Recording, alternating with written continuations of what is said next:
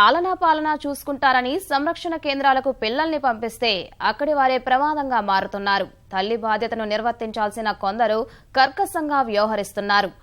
నవీ ముంబైలోని ఓ పిల్లల సంరక్షణ కేంద్రంలోని దృశ్యాలు చూస్తే నిజంగా ఆమె మనిషేనా అనిపించక మానదు. ఓ పిల్లాడు ఎంతకీ నిద్రపోలేదని చిత్రహింసలు పెట్టింది. మానవత్వం మరచిపోయి ఆ పసికందును బంతిలా విసిరికొట్టింది. పాపం ఆ పసివాడు ఎంత అరచినా ఆమె మనసు కరగలేదు కదా. అరవడం ఆపాలని బెదిరిస్తూ మరోసారి చేయి చేసుకుంది. విచక్షణారహితంగా కాళ్లతో తన్నింది.